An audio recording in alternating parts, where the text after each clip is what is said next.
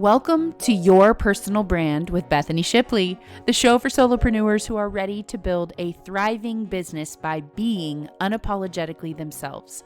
I'm Bethany Shipley, and I believe your most authentic personal brand isn't something you build, it's something you first understand and then find the courage to live fully and vibrantly every single day. Together, we'll explore how to embrace who you truly are, how to tap into your unique strengths, and create a business and life that lights you up. Because when you are authentic, inspired, and aligned, the world can't help but take notice. You may notice that this podcast has a brand new name. This is the first episode where it's officially called Your Personal Brand with Bethany Shipley. And it's been a long time coming, but I have kind of fought this because of, past collateral that I've put out that said The Bethany Shipley Show. But ultimately, I took a boot camp on podcasting. And one of the things that they talked about was if you're hoping to discover a new audience, or even to be more clear for this new audience to discover you, you really need to name the podcast something that they are searching. And so that is the whole intention behind renaming the podcast Your Personal Brand. I hope that this name change brings me people who are aligned and seeing and kind of looking for a new way to see personal branding. I would say specifically those people who are not okay with the surface level personal brand existing for the sake of sales or existing for the sake of marketing, but who want to understand their personal brand in a way that is like, oh my gosh, this is the way that I came here. This is the way that I was born. And the clarity that people get when they get to be connected with that reality of, oh my gosh, all of the isms, all of the weird things, all of the tendencies and things that I'm drawn to and things that I'm not drawn to and things that repel me and my icks, all of that. All of that is part of my personal brand. And when I am connected with that, I get to live in that. I get to be that. Then I get to experience life at the fullest capacity for me. And a step further from that is then I get to share my unique perspective, my unique takeaways with the world around me. And that's a gift. And so I'm hoping that the people that find my podcast, and I'm hoping and believing that the people that find my podcast are looking for that, and they are looking for the framework to discover who they are so that they can be it and then share it with the world around them. So I wanted to talk about something today. I kind of went on a rant on social media a few days ago about how I had a friend of mine call me and tell me about his new business. I'm very excited to hear about it. And I said, listen, and he's in a new career that his networking ability will be the determining factor of if he is successful or not. And I said, listen, I am so excited about this for you. And I'm deeply invested in your success. And at the same time, I am not interested in being a part of anything that requires you to betray your gifts of connecting with people, that requires you to betray your gifts of being open-minded in order for you to be successful. And I believe that there is a way for you to do both, to have success and be yourself. And so I went on this rant on social media and I said something along the lines of, I believe you can be fully funded doing what you love. And I got some feedback in DMs that I want to address on the podcast because the old saying, if somebody says it, 5 others are thinking it. And so if I get a message and people have messaged me saying things like, hey, I know what I love to do, but I don't see how it can correlate with making money. I don't see how I can be fully funded doing it. For example, I love to homeschool my kids, or I love to shop, or I love to decorate. How can I earn money doing those things? And of course, from a entrepreneurial standpoint, the first thought is, yes, of course. The first thought is like, oh, you can do something that's income producing in that vein, right? You could start a school. You could build an online boutique. You could start an interior design business. All of those options are fine and fun and dandy and a great option for someone who's up for the challenge of an entrepreneurial journey. But I think there's more to it because, well, let me say it like this. I'll say how there's more to it in a second. But starting a business and building a business is a journey much like I would consider a weight loss journey. Most of us think we know what it takes, but there's so many intricacies. Gosh, that word is really hard to say. Intricacies. I think I'm saying that right. There's so many nuances. Let's go with that one. To building a business that you cannot prepare for because it bumps up against weaknesses and traumas and disciplines, and it bumps up against things. We know it's going to be hard, but we don't quite anticipate how hard it's going to be until we're in it. And whether those weaknesses are realized from the individual that's experiencing being set back by their weaknesses, whether it's a realized issue like, oh, this is my fear of exposure has been a problem for me my whole life, or my fear of rejection has been a problem for me my whole life, whether it's a realized issue or it's an unrealized issue, like I'm stuck and I don't know why I'm stuck in my business. Like I've never bumped into this problem before. I've never had anything bump into this problem, or I've bumped into it and I didn't realize what it was. Whether it's a realized weakness or an unrealized weakness, starting a business is often hard. And so when people want to jump right into making money with their magic, as I would say, there's typically a longer journey than they have runway for. And that's typically the problem. That's usually why people cannot be fully funded doing what they love, because they added something to my sentence, which was today. You can be fully funded today doing what you love. And I never said today. There is work that requires being your most authentic personal brand. And I want to kind of dive into this because it takes time to figure out, and it takes work. It takes like incredible level of introspection and self-reflection and being willing to face up to the big, scary, emotional giants that we have put in a corner because that kept us safe when we were kids. And I think that for someone who's committed to the journey, what it looks like is, and I use the word personal brand to define how you came here to be. Your most alive, magnetic, your most inspired version of yourself. The person that you are, the way that you think, the things that light you up are activated.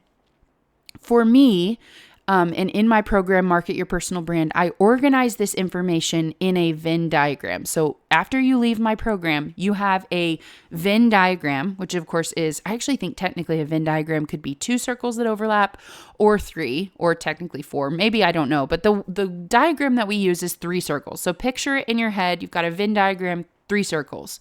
The top circle represents your values. I teach values differently in the course than you may have done value work in the past. It's kind of a buzzword right now, but values. And then in the second circle, in your lower right-hand circle, is your most preferred state of being. Of course, we go super deep into this in the course. And then in your lower left-hand circle is your style of expression. And from those main circles, obviously there are areas that overlap, and we go hard. I mean, we spend 6 weeks on your magic Venn diagram inside of a 10-week course of Market Your Personal Brand. But what that does for you, and what that does for me, and for those who are willing to go the distance in exploring their personal brand and committing to it, is getting very detailed about what it looks like when I'm living in my quote unquote magic, what it looks like when I'm living in my quote unquote personal brand, and committing to do what we need to do on the back end to be consistently working our way closer and closer to that. Obviously, we're human beings, so there are ups and downs, there's fluctuations, there's seasons where it's harder to be authentic in your personal brand. But the reality is, by having the clarity of knowing this is who I am, then the work becomes living in it. And when you are able to live in it, and there's not all of the background noise of, let's just say, the beliefs that keep most of us stuck. And off the top of my head, I'll just mention some that I recognize in myself and those I work with. I'm afraid of what people are going to think about me. I'm not sure what I believe about XYZ. I don't have clarity about my purpose. I don't know what sets me apart, what I bring to the table. I don't know what I should be doing. All of those kind of get to fade away because the clarity that you get when you are connected with your personal brand shut those questions up. They kind of shut the constant need for outside validation, because now validation comes from inside and your being becomes your focus, and all doing comes from that. So when you connect to this work, something magical happens. Yes, you may start a business and you may build a business and it may go faster than it did before. But when you really get connected to this work, what happens that's even better than that, in my opinion, is you realize all of you gets to go wherever you go. All of you gets to be activated wherever you go. All of you gets to be a part of whatever you do.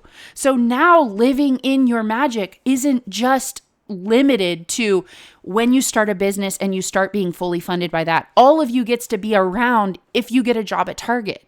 All of you gets to be expressed. Your personal brand gets to be lived and expressed, whether you are working in Lowe's in the garden center, or you are restocking vending machines, or you're doing laundry for people, or you're cleaning, or you're delivering a meal, or you're cheering on the sideline of a kid's soccer game, or you are on social media trying to share about your product or service, or you are building a business from the ground up, or you are in a season of being a stay-at-home mom, or you are in a season of enter it all. What happens when you connect to this work of realizing and understanding, and I would even say exploiting your personal brand in the service of others?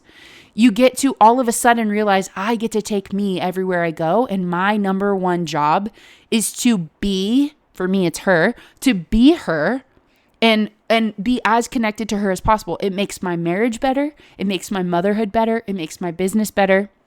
So for those people who are like, yeah, I want to, let's say connect the dots and be doing something like homeschooling my kids, or, I want to be, doing an interior design business, or I want to have an online boutique, or they connect the dots between something that they love doing and money that they want to earn. There's typically, like I said, there is a runway of time that it's going to take in order to get up and going. And the timeline is not the same for everyone. And there's a lot of factors to that. One of the factors being their personal brand, and how locked up are they in their ability to freely express and live and be in their personal brand, and how free are they to be that? Because my opinion is that when you are authentically connected to who you are, all of a sudden you become magnetic to the people around you.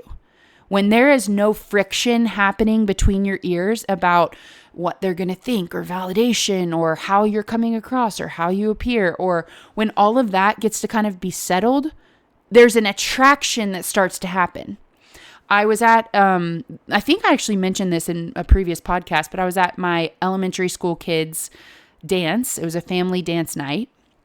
And I was noticing how, there are groups of children, groups of kids hanging out. And then there are kids who are attempting to, walk their way into the group. It's just like this perfect social example of what we do in life, especially as networkers, right? We're like, okay, we have a group of people. Let's say we go to a networking event, or we're sharing our business online. There's a group of people, and we're trying to insert ourselves into that group. And the people who, this is all my judgment, all my observation, the people who are so obsessed with being liked, being accepted, are the people that are most often not accepted. The people who have the capacity to be accepting, like who are already settled in their sense of validation, who are already settled in their spirit about who they are, the people who have the capacity to be accepting are the ones who are most accepted. And it's like this oxymoron because, or I guess this paradox is a better way to say it, is like, in order to be liked, you have to like. In order to be accepted, you have to be accepting. And the only way to make that happen is to have it settled inside of yourself. So I know I always talk about Market Your Personal Brand. It's my program for, it's really for anybody who's seeking clarity on how they are, who they are, and how they can be in service to the world around them.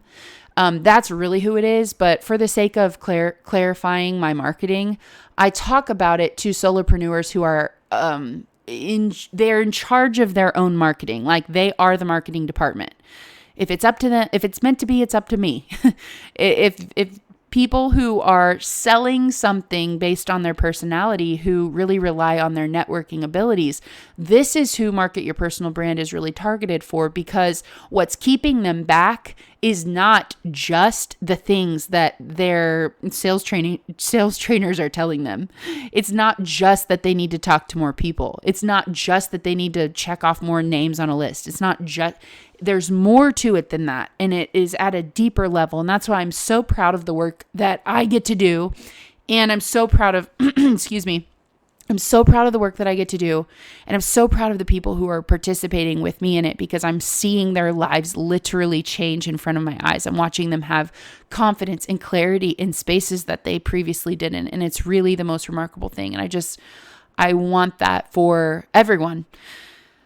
So with all of that being said, you get to go wherever you go. All of you gets to go wherever you go. All of you gets to be a part of whatever you do. So whether you are working a job 9 to 5, you're working a 5 to 9, you're driving Uber, like, fill in the blank of whatever you're doing, how can your personal brand, how can your magic be fully expressed in that space?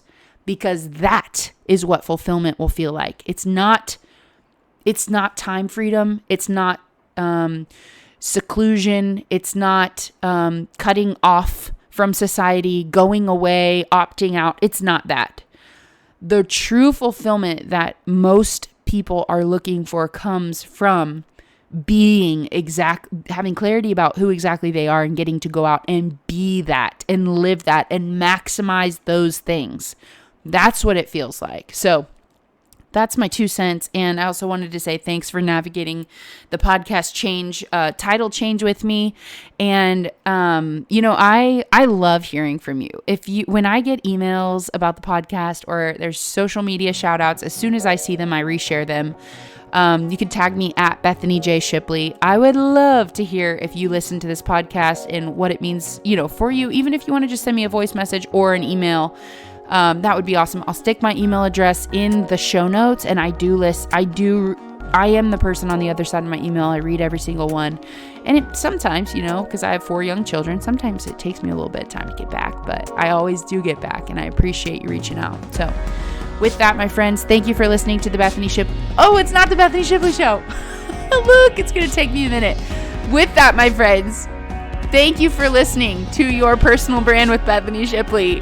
Share this podcast with someone who you think would appreciate and enjoy it. And I look forward to seeing you, hearing from you, and connecting with you in the next episode.